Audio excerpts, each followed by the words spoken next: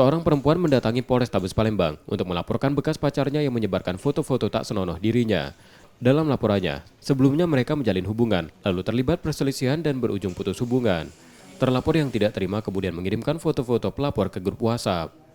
Awalnya kami ketemu, berantem pagi.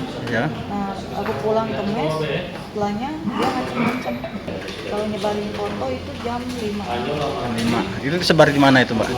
di nomor anak aku sama grup WA.